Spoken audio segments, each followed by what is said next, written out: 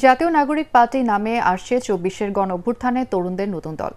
দলের আহ্বায়ক হচ্ছেন নাহিদ ইসলাম, সদস্য সচিব আক্তার হোসেন ছাড়াও মুখ্য সংগঠক সার্জিস আলম এবং হাসনাত আব্দুল্লাহ।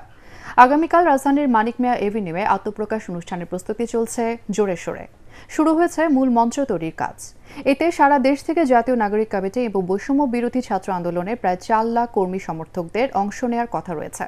এই অনুষ্ঠানে আমন্ত্রণ জানানো হয়েছে ফ্যাসিবাদ বিরোধী আন্দোলনে যুক্ত থাকা বিএনপি, জামাত সহ সব রাজনৈতিক দলকে। রিপোর্ট করছেন আদ্দিন সজীব। লাল সবুজের বুকে আত্মপ্রকাশ করতে যাচ্ছে আরও একটি নতুন রাজনৈতিক দল। গণঅভ্যুত্থানে অংশ নেওয়া ছাত্র নাগরিকদের এই দলের খবর এখন দেশের আনাচে কানাচে ছড়িয়ে পড়েছে। রাজধানীর মানিক মিয়া অ্যাভিনিউয়ে দলটির আত্মপ্রকাশ এখন কয়েক ঘন্টার বিষয়।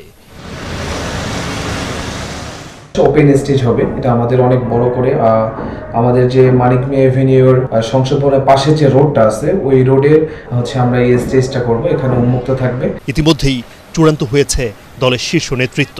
আহ্বায়ক হচ্ছেন নাহিদ ইসলাম, সদস্য সচিব আক্তার হোসেন, উত্তরাঞ্চলের মুখ্য সংগঠক সার্জিস আলম, দক্ষিণাঞ্চলের মুখ্য সংগঠক হাসনাত আব্দুল্লাহ, মুখ্য সমন্বয়ক নাসির উদ্দিন পাটোয়ারি এবং যুগ্ম মুখ্য সমন্বয়ক আব্দুল হান্নান মাসুদ। আমরা ইতিহাসের স্তরে স্তরে আমরা দেখেছি যে মানুষের যে গণ আকাঙ্ক্ষা তৈরি হয়, সেই গণ আকাঙ্ক্ষা রাজনৈতিক কর্মকাণ্ডের মধ্য দিয়ে সেগুলো প্রতিফলিত হয়নি।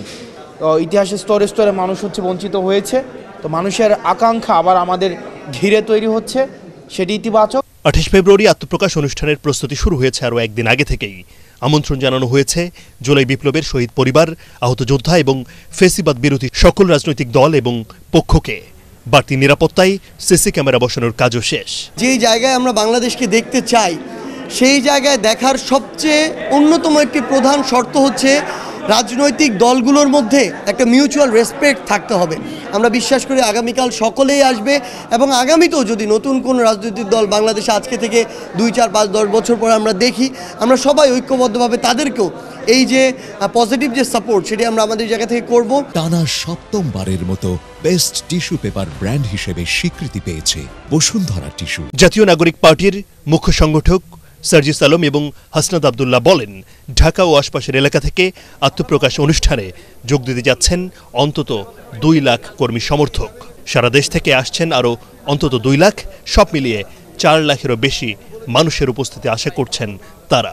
এই যে একটা অভূতপূর্ব সারা পুরো বাংলাদেশ থেকে আমরা তাদের এই প্রত্যাশার যে পারদ সেটাকে সবসময় বজায় রেখে সততা, ন্যায়, দেশপ্রেম এগুলোকে সামনে রেখে দেশ এবং দেশের মানুষের প্রায়োরিটি সবার আগে রেখে আমরা কাজ করে যাব। অনেকেই যুক্ত হবে, অনেকেই যুক্ত হয়ে চলে যাবে, সেটি রাজনৈতিক প্রক্রিয়ার অংশ।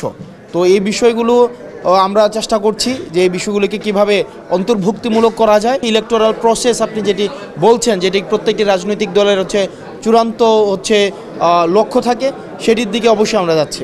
জন আকাঙ্ক্ষা বাস্তবায়নে তরুণদের এই নতুন দল ভিন্ন কি পরিকল্পনা নিয়ে নতুন ধারার রাজনীতির সূচনা করতে যাচ্ছে, সেদিকেই তাকিয়ে দেশের কোটি মানুষ। আদ্দিন সজীব, এটিএন বাংলা, ঢাকা।